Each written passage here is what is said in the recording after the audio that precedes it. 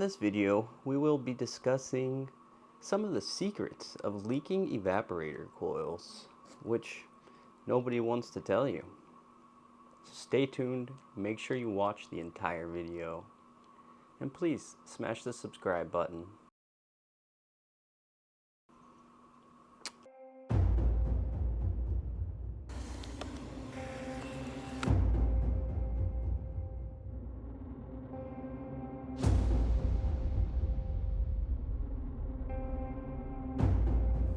I'm very visual,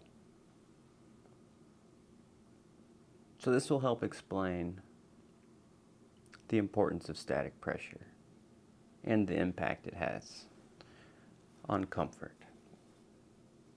life expectancy, everything else. Okay, so let's say we've got a horizontal system here. Well, this is our furnace, has our fan in it, heat exchanger, got an evaporator coil. A good system will have a supply plenum and a return plenum. This will be where the filter is.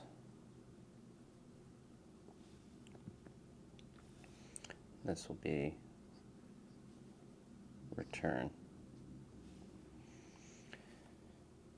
So we've got our outdoor unit.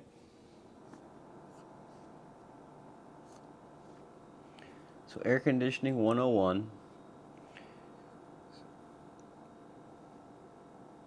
This thing, the evaporator coil, I refer to this as the indoor unit. It absorbs the heat and humidity from your home, transfers it outside, and rejects that heat outside. That's more or less how this thing heats and cools your home.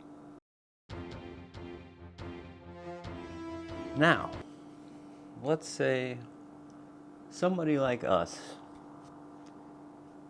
did not design your duct system for you.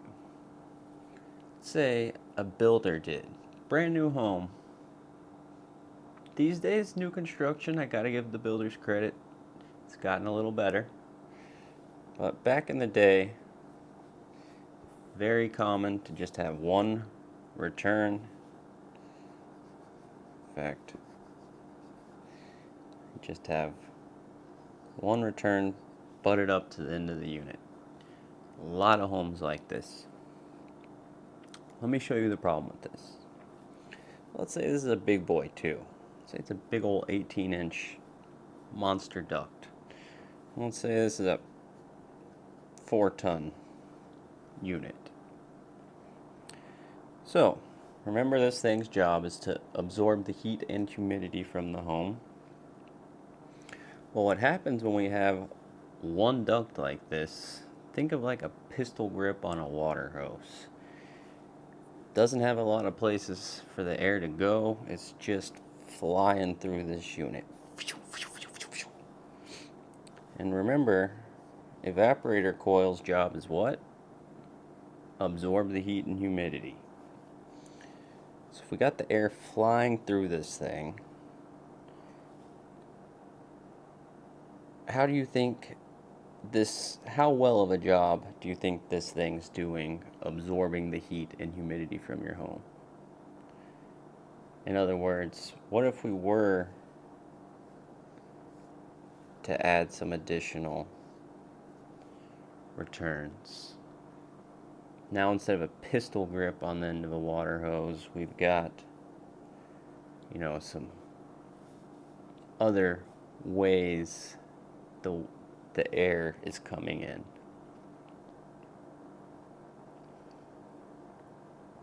So now we have slowed this air down as it's going across this coil, or in the heating mode, going across this heat exchanger. It's moving slower through there, absorbing more heat and humidity, transferring more heat outside to be rejected. I think we could agree that would be better. Don't forget to like this video and subscribe to see hot comfort opinions every other Tuesday. So, one of my hot comfort opinions. I think I'm going to do a series called Hot Comfort Opinions.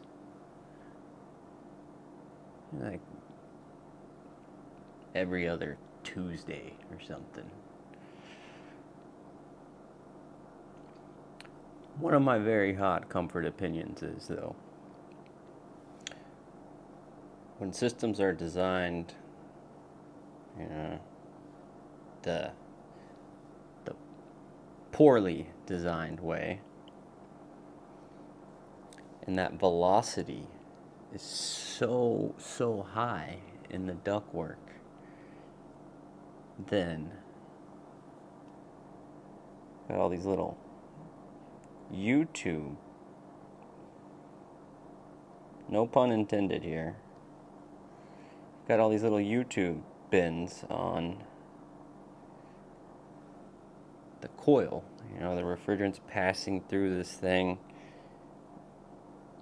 evaporating off, changing state,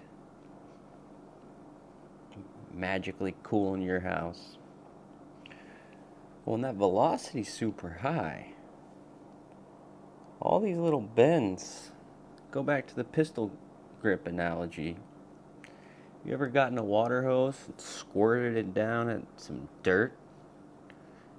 What does it do? It erodes the earth away, essentially. I'll get a video of that to create another visual here. Again, my hot comfort opinion is, as that air is flying through here, hitting all these U-tubes and all this turns and manifolds and bends inside the evaporator coil, it's actually digging, eroding away. If there's any little weak point from that factory weld, that high velocity, in my opinion, has a lot to do with the industry's ginormous problem of leaking evaporator coils. But nobody wants to tell you about that kind of stuff. Track it up to be formicary corrosion. Well, what about now that we've gone to all aluminum coils and they still leak? We don't have two dissimilar metals anymore, folks. Explain that. Nonetheless, I hope that helps explain the benefits of having properly designed ductwork on a more visual level. In conclusion, we're here to help you vet some HVAC contractors out there. Don't hesitate to reach out to us. If you made it till the end, go ahead and drop us a unicorn in the comments below.